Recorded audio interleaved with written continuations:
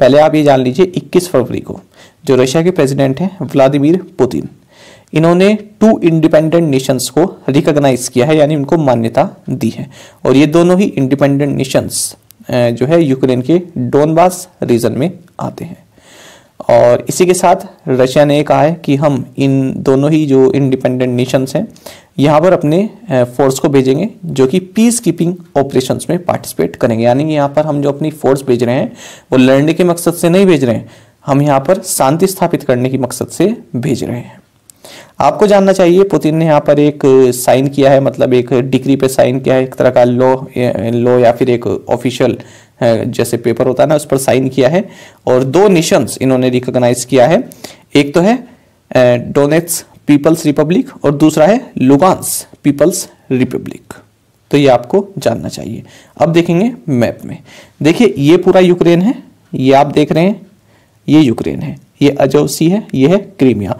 Crimea को पहले ही Russia जो है एनेक्स कर चुका है, ये आपको जानना चाहिए, रशिया के कंट्रोल में है। ये है आपका यूक्रेन। अब ये यूक्रेन की बाउंड्री आप देख रहे हैं और यूक्रेन के अंदर ये है डोनबास रीजन, ये डोनबास रीजन की बाउंड्री है। ठीक है, अब डोनबास रीजन जो है ना यहाँ का इंडस्ट्रियल एरिया है और काफी लोग यहाँ पर रशियन रहते हैं, तो इनकी जो सहानुभूति है वो रशिया की तरफ ही है। तो यहाँ पर 2 रीजन है, एक तो है ये डोनेट्स्क और दूसरा है लुहांस्क। तो ये दोनों जो है यहाँ पर सेपरेटिस्ट रहते हैं, यानी कि ये यूक्रेन से अलग ही रहना चाहते हैं। तो इन्होंने 2014 के बाद से ही, जब क्रीमिया को रशिया ने एनेक्स किया, उसके बाद से ही इन दोनों ने यहाँ पर अलग अलग, यहाँ पर सेपरेटिस्ट जो है कंट्रोल करते हैं इस रीजन को, पूरे को नहीं, कुछ रीजन को सेपरेटिस्ट कंट्रोल करते हैं, अलगाववादी जो होते हैं ना वो कंट्रोल करते हैं। और यहाँ पर निरंतर लड़ाई चलती रहती है, यूक्रेन की सेना और इन अलगाववादियों में लड़ाई चलती रहती है। तो इन्होंने पहले ही अपने आप को इंडिपेंडेंट नेशन बता दिया था, लेकिन किसी कंट्री ने रिकॉग्नाइज नहीं किया है इसको। और अब क्या हुआ है, अब रशिया ने इनकी इंडिपेंडेंस को रिकॉग्नाइज करने कहा है। हाँ, आप सही कह रहे हैं, आप दोनों अलग अलग देश हैं। तो डोनबास रीजन है यूक्रेन के अंदर, उसी में है ये 2 रीजन, एक तो है डोनेट्स्क और दूसरा है लुहांस्क। अच्छा, कई एस्पिरेंट्स का मैसेज आ रहा था मेरे पास टेलीग्राम पर कि रशिया यूक्रेन विवाद को एक बार बता दीजिए कि क्या है संक्षेप में। तो मैं आपको कोशिश करूंगा बताने की, ज़्यादा समय नहीं लेंगे, बस आप ध्यान से सुनिएगा, स्किप मत कीजिएगा इस चीज़ को। अभी आपने सुन लिया तो कई सारी चीज़ें आपकी क्लियर हो जाएंगी। दूसरी बात यह है, इस पर क्या लिखा है ना, ये सब ये मत ध्यान दीजिएगा, जहां जहां मैं ये अपना कर्सर ले जाऊं बस उस चीज़ को ध्यान रखिएगा। ये रशिया की बॉर्डर आप देख रहे हैं, ये यूक्रेन है, यूक्रेन से ऊपर बेलारूस है, अलग देश है, और यह नीचे क्रीमिया जिसको रशिया एनेक्स कर चुका है। ये पूरा यूरोप ही है इधर, है ना। अब देखिए, 1 नंबर पे देश है एस्टोनिया, दूसरे नंबर पर है लातविया, तीसरे पर लिथुआनिया, चौथे पर पोलैंड, इसी तरह से कई सारे देश हैं। ये सारे जो आप देश देख रहे हैं ना, ये 1997 के बाद नेटो का आपने नाम सुना होगा ना, तो नेटो के मेंबर बने ये 1997 के बाद। ठीक है, अब देखिए ये नेटो के देश बन गए। अब ये रशिया है, रशिया और नेटो में बिल्कुल नहीं बनती है। ठीक है, ये बात आपकी क्लियर हो गई। अब यहां पर देखिए बेलारूस में फिलहाल जो सरकार है वो रशिया के रशिया के साथ सहानुभूति रखती है, प्रो रशियन गवर्नमेंट यहां पर है। तो यहां से रशिया को कोई दिक्कत नहीं है, ना ही ये इधर नेटो के संपर्क में जा रहे हैं, ना ही यूरोपियन यूनियन के संपर्क में लोग ज्यादा जा रहे हैं, ना इनका झुकाव इधर। अब ये है आपका यूक्रेन में 2014 में जो सरकार थी वो प्रो रशियन थी। उन्होंने जो है मना कर दिया था 2014 में कि हम यूरोपियन यूनियन के साथ किसी भी तरह का एग्रीमेंट नहीं करेंगे या समझौता नहीं करेंगे, ना ही हम नेटो में जाने के फेवर में हैं। तो उसके बाद वहां पर कई प्रोटेस्ट हुए और वो सरकार गिरा दी गई। जो वहां पर जो सरकार के प्रेसिडेंट थे वो भी भाग गए थे, रशिया में ही भाग गए थे वो। उसके बाद फिर नई सरकारें बनी। इसी बीच जब यहाँ पर सरकार गिरा दी गई है ना, जो प्रोटेस्टर्स थे उन्होंने सरकार गिरा दी थी कि आप प्रो रशियन क्यों रहे हैं, आपने यूरोपियन यूनियन के साथ एग्रीमेंट साइन क्यों नहीं किया है। मैं यूरोपियन यूनियन की बात कर रहा हूँ, मैं नेटो की बात नहीं कर रहा हूँ। तो उसके बाद क्या हुआ, जब यहाँ से ये भाग गए, यहाँ के लीडर रशिया में, उसके बाद रशिया ने क्या किया, उसी वक्त क्रीमिया को अनेक्स कर लिया। ठीक है, अच्छा ये बात अलग हो गई। अब हम फिलहाल की बात करते हैं कि क्या बात हुई है, अभी किस बात का विवाद है। देखिए रशिया ये चाहता है ये जो नेटो कंट्री है ये चाहता है कि यूक्रेन इनमें शामिल हो जाए, और यूक्रेन भी चाहता है कि मैं भी नेटो में एक ना एक दिन शामिल हो जाऊंगा। अब नेटो में शामिल होने के लिए जितने भी 30 मेंबर कंट्रीज हैं सबकी सहमति जरूरी है। और नेटो कंट्रीज का एक प्रिंसिपल है कि यदि एक भी कंट्री पर नेटो के अलावा कोई बाहरी देश हमला करता है तो उसको ऐसा समझा जाएगा कि हम पर हमला हुआ है, हम सभी 30 की 30 कंट्रीज पर हमला हुआ है। ये नेटो का सिद्धांत है। अब मान लीजिए अगर यूक्रेन जो है नेटो में चला जाता है, ठीक है, यदि यूक्रेन नेटो में चला जाता है तो क्या होगा, नेटो तो बिल्कुल रशिया की बाउंड्री पर ही खड़ा हो जाएगा, यहीं पर इसकी फोर्सेस तैनात हो जाएंगी, जो कि रशिया नहीं चाहता। रशिया नहीं चाहता कि नेटो जो है हमारी बिल्कुल बाउंड्री पे खड़ा हो जाए, और रशिया को यह भी डर है कि अगर ये यूक्रेन नेटो का मेंबर बन गया तो ये क्रीमिया को भी अपने पास ले लेंगे, और जो मैंने आपको अभी डोनबास रीजन बताया उसमें जो 2 रीजन है उनको भी अपने पक्ष में कर लेंगे। ये रशिया का डर है। तो रशिया ये चाहता है कि एक तो जो नेटो मेंबर कंट्रीज हैं और यूरोपियन यूनियन है वो जो है लिखित दे, एक एग्रीमेंट बने ऑफिशियल कि हम यूक्रेन को कभी भी नेटो का मेंबर नहीं बनाएंगे। नेटो या नाटो, मैं नेटो बोलता हूं इसको, नेटो का मेंबर नहीं बनाएंगे। ऑफिशियली ये चाहता है, जिसके लिए ये लोग राजी नहीं है। नेटो मेंबर कंट्री राजी है और यूरोप के जो देश है वो भी इसमें राजी नहीं है कि ऑफिशियल कुछ इसको लिख के दिया जाए कि हाँ हम यूक्रेन को कभी शामिल नहीं करेंगे। देखिए ये भड़काने की एक्टिविटी जो है पहले से इधर से ही चली आ रही है। अब देखिए रशिया की बात करें, कोई भी देश हो, कोई भी देश ये नहीं चाहेगा कि उसका जो विरोधी देश है या विरोधी अलायंस है वो उसकी बॉर्डर पर आकर खड़ा हो जाए। यहाँ पर बेलारूस से तो रशिया को कोई डर नहीं है क्योंकि बेलारूस की जो सरकार है वो प्रो रशियन है।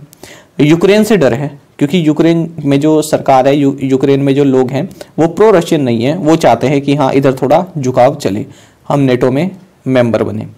तो इसी वजह से रशिया क्या चाहता है कि रशिया यहाँ पर थोड़ा सा डरा रहा है, थोड़ी सी आंखें दिखा रहा है।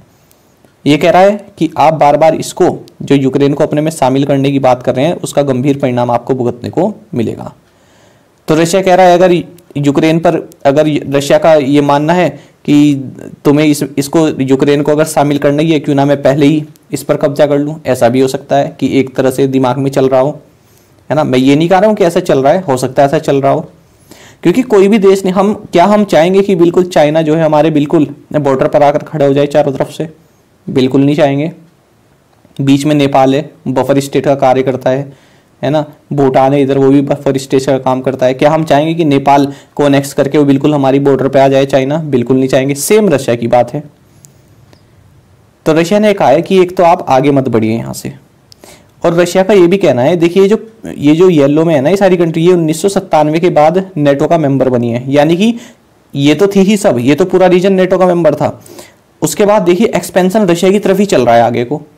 तो रशिया ये कह रहा है एक तो आप 1997 तक यहाँ तक थे ना, यहीं तक वापस चले जाइए। एक तो ये वाली जो सदस्यता है इसको भी खत्म कीजिए जो इन देशों की है। तो ये सब डिमांड रशिया की है, ये इसी को लेकर पूरा ये मामला चल रहा है। दूसरी बात मैं एक और बताता हूँ आपको, रशिया और यूनाइटेड स्टेट। देखिए जो बाइडेन जो हैं यूनाइटेड स्टेट्स के प्रेसिडेंट, इनकी अप्रूवल रेटिंग बहुत ही नीचे है। ये बहुत ही कमज़ोर प्रेसिडेंट के रूप में उभर कर सामने आ रहे हैं, ऐसा ही वहाँ के लोगों का मानना है। सेम बात रशिया में है। रशिया की इकोनॉमी जो है डगमगा रखी है, ठीक है, और प्रोडक्शन भी इतना अच्छा कुछ नहीं चल रहा है जैसे कि रशिया को एक सुपर पावर माना जाता था। तो रशिया के जो ये आपके व्लादिमीर पुतिन है, इनके सामने एक टास्क है कि फिर से एक मजबूत व्यक्ति बनने का, क्योंकि यहाँ पर अगर हम ये ओपोजिशन के लीडर हैं, यह है एलेक्सी नावल्नी इनका नाम है, और ये काफ़ी स्ट्रॉन्ग है, ये लॉयर हैं। और रशिया में व्लादिमीर पुतिन को खुलेआम चुनौती देना कोई आसान काम नहीं है। इन्होंने वो काम किया है, ये एंटी करप्शन मूवमेंट वहाँ पर चला रहे हैं।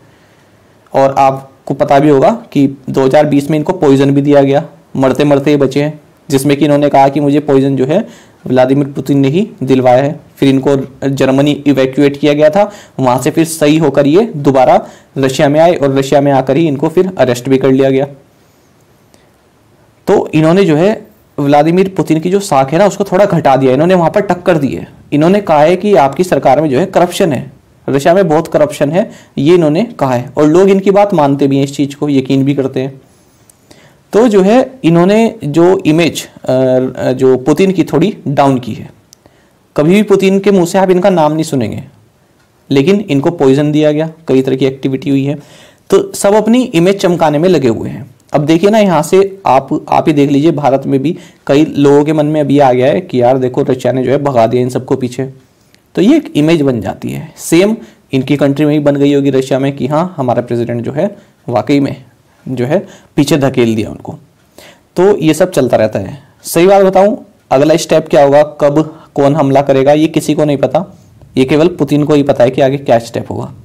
बाकी सब अपने तुक्के मार रहे हैं, अमेरिका अपना तुक्का मार रहा है, और ये यूनाइटेड किंगडम अपने तुक्के मार रहा है कि अब रशिया ये करेगा अब वो करेगा। केवल रशिया को पता है कि वो क्या करने वाला है।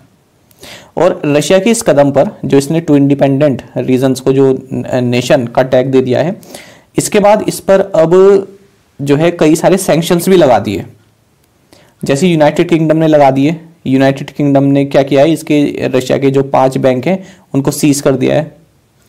और उधर से जर्मनी ने क्या किया है, जो नॉर्ड स्ट्रीम 2 पाइपलाइन है, गैस पाइपलाइन, उसको जो है रोक दिया है, उसको अप्रूवल को जो है अभी रोक दिया है। तो इस तरह के सैंक्शंस यहाँ पर लग रहे हैं। आगे अगर रशिया ने कुछ ऐसी हरकत की तो हो सकता है कि अमेरिका रशिया को डॉलर यूज करने से मना कर दे, डॉलर से दूर कर दे, डॉलर के क्षेत्र से बाहर कर दे, तब तो रशिया के लिए भी दिक्कत हो जाएगी काफ़ी। तो कई तरह के सैंक्शन ही अब यहाँ पर जो है बचते हैं। दूसरी बात मैं आपको बता दूं, ये मत सोचिए यूक्रेन के बचाव में कोई देश आएगा।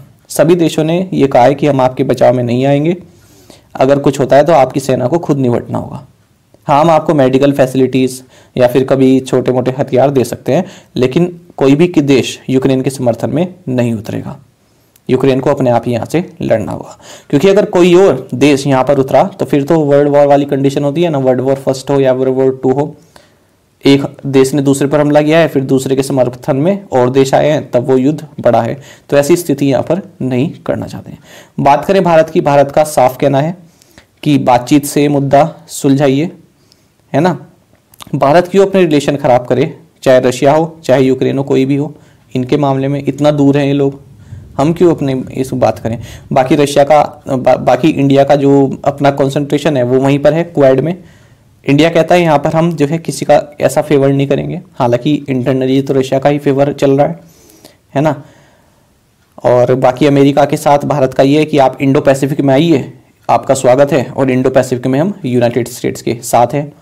तभी तो क्वाड ज्वाइन किया हुआ है भारत ने अमेरिका के साथ मिलकर, है ना, क्योंकि यहाँ पर चाइना को टेम करना है। तो ये सब जियोपॉलिटिक्स है, आपको मालूम होनी चाहिए। आई होप मैं आपको समझाने में सफल हो पाया हूँ, आपको समझ भी आ गया होगा। फिर से सुनिएगा यदि किसी को समझ नहीं आया, मैंने काफ़ी आसान शब्दों में कोशिश की आपको बताने के लिए। देखिए, इस तरह के टॉपिक में आप इंटरेस्ट लिया कीजिए। जो जियोपॉलिटिक्स होती है काफ़ी इंटरेस्टिंग होता है जब आप इन को जानते हैं।